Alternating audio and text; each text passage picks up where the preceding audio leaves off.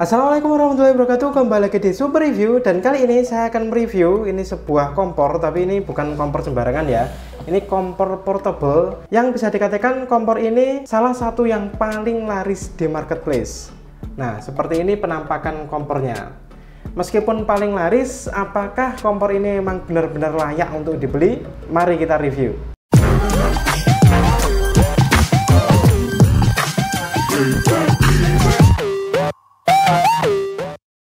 Oke, langsung aja kita bahas. Jadi penampakan kompornya seperti ini ya. Jadi ini ada boxnya berwarna hitam dan tidak terlalu tebal. Jadi ketika tertindih sesuatu saya yakin bisa pecah. Tapi setidaknya ketika ada boxnya kan bisa melindungi kompornya dari debu atau air. Oke, langsung aja kita buka. Jadi kompor ini tuh 2 in 1.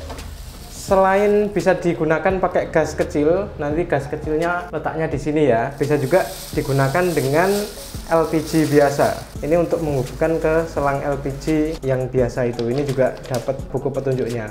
Dan ya memang udah itu aja dapatnya ya. Jadi kompor, buku petunjuk, dan juga cover boxnya. Kalau kalian ingin tahu lebih jelas cover boxnya seperti ini.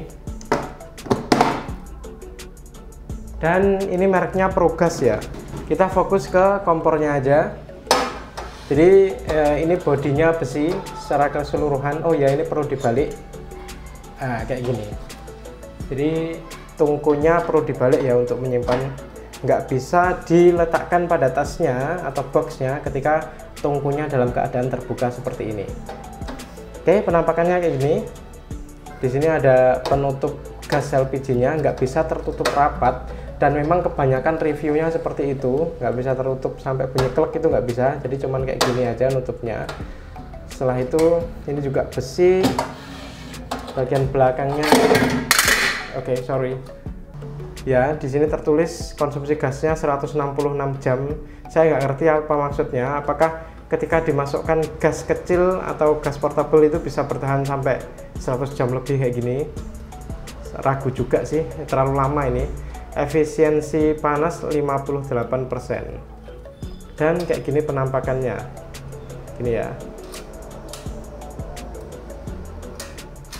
Sebagian kompor portable itu biasanya bagian bawahnya ini tertutup full, yang harganya lebih mahal. Tapi kalau yang ini tidak. Plus minus sih, enaknya kalau nggak ada cover yang tertutup penuh kayak gitu, ketika masak di atasnya dan ada air cairan atau minyak yang tumpah, lebih mudah untuk dibersihkan.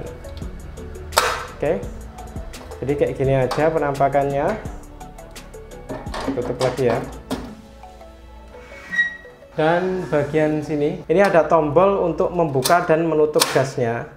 Jadi ketika diletakkan gas diarahkan ke bawah, ini dia akan otomatis terkunci. Dan di bagian sini, di sini ada saklar untuk mengaktifkan kompornya. Oh ya, ini ketika dalam posisi maksimal, pemantiknya baru nyala. Beda dengan kompor tabung pada biasanya. Kalau kompor biasanya kan ketika di sisi awal kayak gini ya, biasanya pemantiknya nyala baru membesar. Kalau ini enggak, ketika posisi maksimal baru pemantiknya nyala. Pemantiknya ada di bagian sini. Oke, saya rasa cukup reviewnya. Sekarang saya kasih tutorial ya gimana cara mengoperasikan kompor portable ini. Yang pertama, tentu aja kalian siapkan gasnya. Gasnya untuk kompor ini sebenarnya nggak harus gas portable, bisa juga pakai gas LPG biasa. Tapi kalau pakai gas LPG biasa kan biasanya udah banyak yang bisa. Sekarang saya praktekkan pakai gas yang portable aja ya. Jadi gasnya portable itu semacam ini, kayak kaleng gitu. Biasanya harganya antara 10 sampai 15.000 dengan isi kurang lebih 250 gram. Kalau untuk yang saya beli ini merek Suncook ini 240 gram. Tinggal kalian buka aja gasnya. Jadi aman ya ketika dibuka tutupnya, asalkan ini nggak dipencet bagian ujung runcingnya ini. Setelah itu kalian buka penutup gas kompornya ini dan kalian masukkan aja. Oh ya, pastikan rongga ini itu berada di atas ya. Ini kan ada rongganya nih. Nah, ini pastikan menghadap ke atas. Kalau enggak nanti nggak pas. Setelah itu tinggal dimasukkan aja. Kayak gini.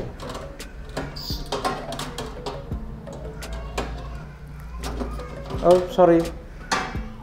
Oh ya, sebelum masukkan ini pastikan dalam posisi ke atas ya saklarnya.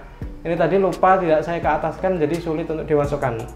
Jadi, nah kayak gini. Pastikan dalam posisi unlock ininya ya. Kalau enggak nanti sulit dimasukkan. Setelah itu kalian masukkan gasnya.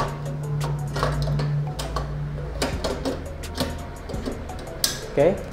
Nah, posisi gasnya kayak gini. Jadi rongga pada kaleng gas tadi pastikan sudah terkunci dengan ini. Nah, pengait kecil pada kompornya. Setelah dirasa pas, kayak gini kan udah pas nih. Saya itu kalian tutup ini.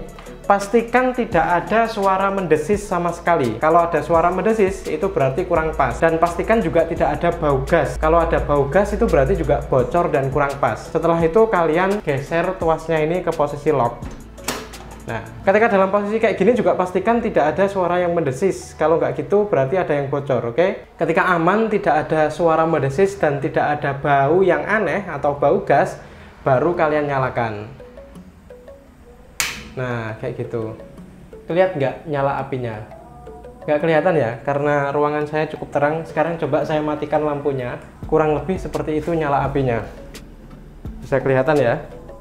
Ini dalam posisi nyala maksimal. Kalau kecil ya, nah seperti ini dalam posisi nyala paling kecil. Kalau tuasnya kalian puter sampai ke ujung, ya dia otomatis mati. Tapi ketika kalian tidak memakainya dalam waktu yang agak lama, dalam posisi off gini aja nggak cukup, lebih baik di unlock gasnya. Nah kayak gitu, ini tinggal ditekan tuasnya ke arah atas ya.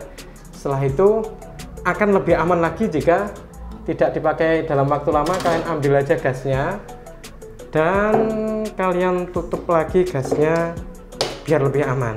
Ya, saya rasa cukup review dari kompor ini. Cukup simple memang kompornya, tapi ini enak digunakan untuk acara-acara di rumah ketika pengen nge-grill bareng dengan keluarga atau ketika dibawa untuk camping, enak juga ini. Oke, makasih banyak udah nonton. See you on the next video. Wassalamualaikum warahmatullahi wabarakatuh.